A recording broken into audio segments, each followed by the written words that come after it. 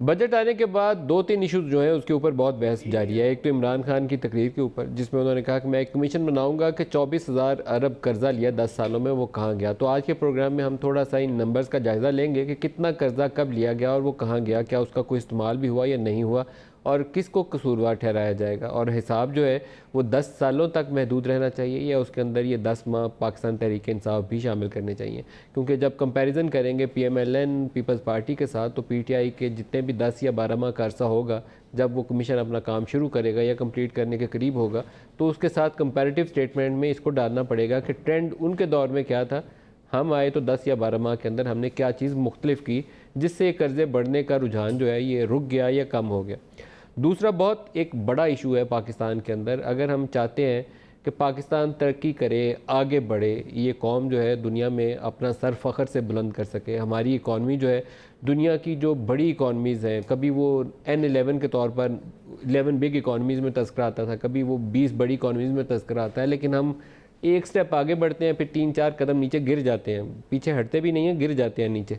वो एक उसके लिए ड्राइविंग फोर्स जो है वो एजुकेशन सेक्टर प्रोवाइड कर सकता है, लेकिन एजुकेशन क्या हमारी तरजीह में शामिल है, ये भी एक सवालिया निशान है।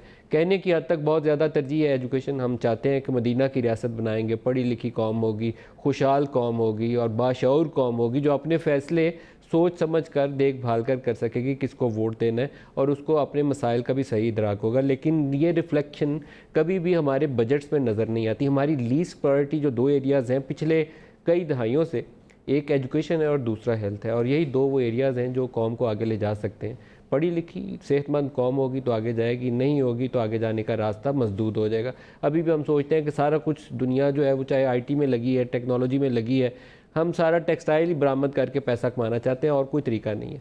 उसकी ताज़ा तरीन मिसाल हमें मौजूदा बजट में भी नज़र आती है। अपोजिशन वालों को 100 बुरा भला कहने के बावजूद कि ये एजुकेशन पे पैसा नहीं लगाते, ये कौम को अनपढ़ रखना चाहते हैं, रूरल सिंध में वडेरा कल्चर का ख़ात्मा नहीं चाहते, पंजाब के अंदर शाही ख़ानदान है उसकी हुकूमत जारी है, सारी बातें करने के बावजूद हायर एजुकेशन कमीशन का जो बजट है उसको काट दिया गया और पिछले साल के 102 अरब के मजमूई बजट के मुकाबले में 87 बिलियन इस साल रखे गए हैं। हालांकि जो उनकी सिर्फ जारी अखराजात की रिक्वायरमेंट थी तकरीबन 103 अरब के करीब बनती है। 117 पब्लिक सेक्टर यूनिवर्सिटीज़ हैं जिसको वो प्रोग्राम ये चलाते हैं हायर एजुकेशन कमीशन वाले।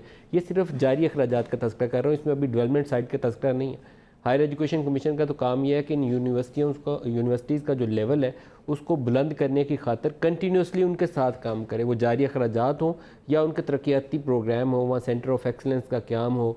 दुनिया में अब बहुत ज़्यादा काम हो रहा है पूरी दुनिया के अंदर। जर्मन एम्बेसडर जो अभी पाकिस्तान से जिनका मुद्दत ख़त्म हुई, वो पाकिस्तान में बैठ के बयान देते थे कि हमें हज़ारों की तादाद में ऐसे बच्चों की ज़रूरत है जो artificial intelligence, robotics, machine learning इन जैसे अमूर के ऊपर महारत रखते हो। तो ये शोबा हमारी यूनिवर्सिटीज़ के अंदर कायम होंगे, वो बच्चों को ट्रेन करेंगे तो एक ऐसी मैन पावर तैयार होगी जिसकी तरफ दुनिया देखेगी। इसी तरीके से बहुत बड़े बड़े दुनिया के जो सर्विस प्रोवाइडर्स इदारे हैं, IBM है या और ऐसी कंपनीज़ हैं, इंडिया के अंदर लाखों की तादाद के अंदर लोग उनके साथ जुड़े हुए हैं। क्या पाकिस्तान में उतने हज़ार उतने लाख इन इदारों के साथ वाबस्ता नहीं हो सकते हैं यकीनन, लेकिन अगर प्रायोरिटी ये होगी कि हमने इन बच्चों को स्किल लेवल वो लेके जाना है जो दुनिया में मुकाबले की फ़िज़ा के बिल्कुल बराबर हो। तो ये दोनों मौज़ूआत आज के प्रोग्राम में हम डिस्कस करेंगे।